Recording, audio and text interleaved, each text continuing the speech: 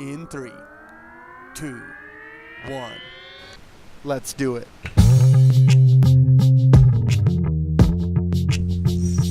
Oh my goodness.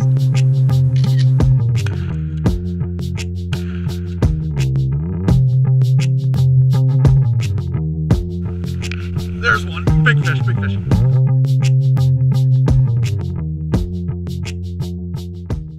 Welcome to Tight Lines and Drop Tines. Ooh, huge trout. Big trout. Man, these brook trout are going crazy for this. I have thrown chub tails and chub meat for years, and I've only caught like 2 trout on it ever. Seems like they never bite it. Right now, I'm fishing this thing like a worm. I mean, I'm throwing this thing out, and I'm watching it that tentatively, and they're biting it that quick. I got no sinker on it, and by the time this thing is sinking to the bottom, I'm getting a bite. I can't even tie on the hook from the one that I had to cut the hook on right now. I've never seen anything like it. I caught 3 chubs when he first started, and I kept 3, and I've been throwing all the other chubs I've been catching with worms back. And now, all of a sudden, they're just going crazy for it. I've never seen anything. Here we go again. Look at this. Here he goes. I don't know if you can see that line going out, but I'm about to catch one right now. Ready? Got him. Look at that. On a chub tail. Right there. On a chub tail. Look at that. That's some chub meat right there. I have never seen trout bite like this on a chub tail.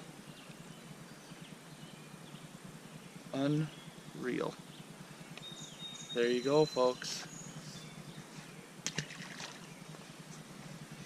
All right, everyone. Well, we'll see you at the next bite.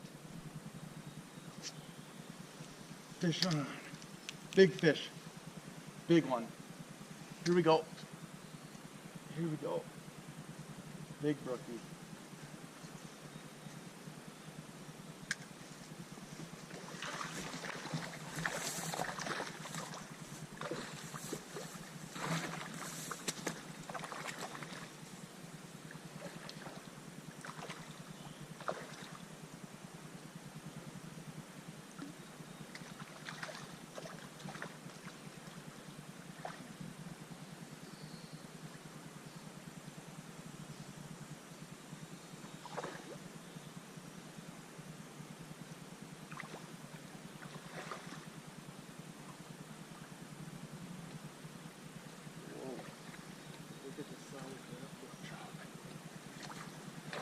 That's why we're here. Whew. Finally got him. Look at that. So fat. Well, it's a little better. Look at how fat that fish is. Just beautiful.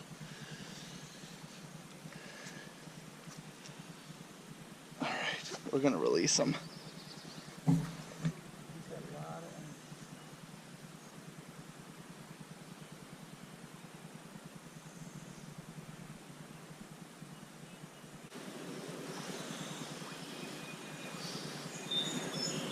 mean, he wasn't that big, but still nice to catch him. Catch him bigger size, for sure. Well, we had to cut the hook on that one. I did not need to kill that fish. He was right around 12 inches, which is, I mean, in my book, that's a pretty nice brookie. But we still need about 4 inches added onto that if we're gonna 4 inches at least to put him on the wall. But live and learn, and hopefully the next video will be me catching a big brookie. Big brookie here. Come on, this might be the one, everybody. This might be the fish we've been waiting for right here. I'm gonna land him over here. I'm gonna land him right over here. Alright.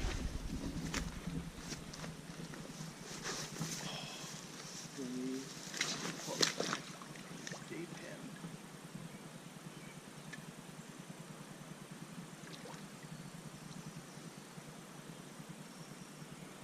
Alright, I'm just gonna let him tire out here.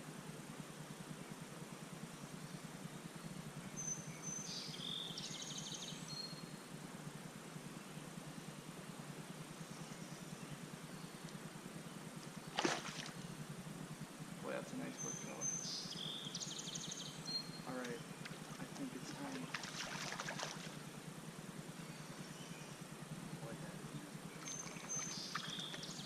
I'm gonna reel up just a little bit here.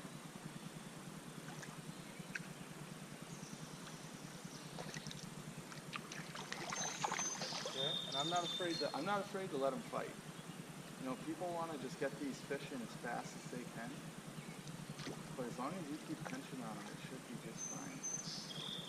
Okay. Wow. Wow. Look at the size of that brook trout, everybody. Unreal. I don't want to hurt this fish. I don't know how long that is. But I tell you what, if he's over 16, he's on the wall. And if he's under 16, he's going back home. Chub tail, deep in the throat. I think I'm gonna just cut this line. I am. So the line's cut, so this fish shouldn't get hurt. I'm just gonna let him lie in the grass. Okay. All right, everybody. It's the moment of truth. How long is he? That is the question that we are about to find out. He is over 15 inches, which is a huge brook trout. I mean, that's really big, but I don't think he's gonna be 16. I think this fish is gonna be going back in the water. Yeah, that fish is 15 1/4. He's 3/4 of an inch from going on the wall. And this is what we came here for, right here. This fish. 3/4 of an inch longer, and that's what we're here for. Look at that. Look at that fish, everyone. Tell you what, we need to get this fish back in the water.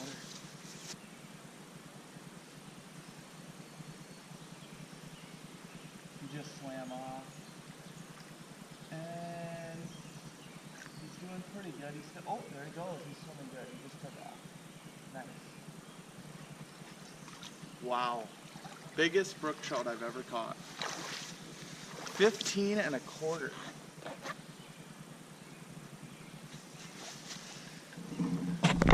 Three-quarters of an inch. 3/4 of an inch. Did you see the head on that fish? Man. 3/4 of an inch. I know for a fact there's fish well over 16 inches in this hole.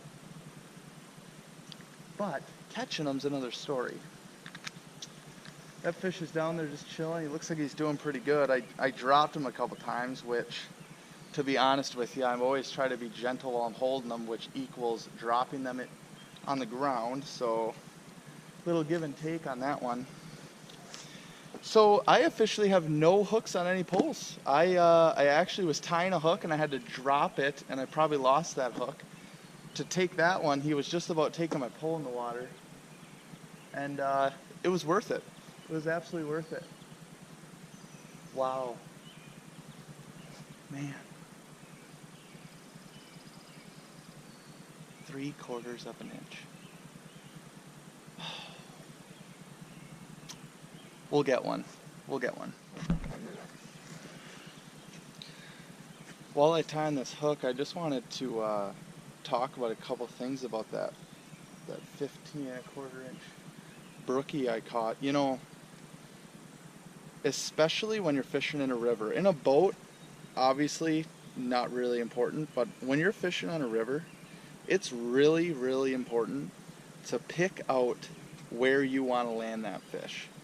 Now, as you probably noticed, right away when I hooked that fish, I knew where I was going to land it. I turned the camera over here, and I immediately got over there. And, you know, it's really exciting. You've been here, you know, you want to catch that big fish, and everybody feels like, I got to get this fish in as fast as I can. That is not what you want to do. You know, if you rush bringing that fish in and it's still got a lot of energy left, unless you've got a partner and you got a net, if you got a net and a partner, bring it in however fast you want. It doesn't really matter. But when you're alone like I am right now, you can't rush that fish in. I don't have a net with me, and I don't have anything but my hands. Especially a trout, they're really slippery. You're not going to be able to get a grip of that fish unless it's calm anyways. So the best thing to do is to just relax. Let that fish tire out, loosen your drag, and you know, just let him do his thing. You know, when I ended up grabbing that fish, it was pretty calm. You know, and that I just brought it on. Now obviously I still dropped it and everything a few times after a while there, but if you can just stay calm, stay relaxed, and know beforehand where you want to land it, that can really make a big difference. A big difference. So just keep that in mind.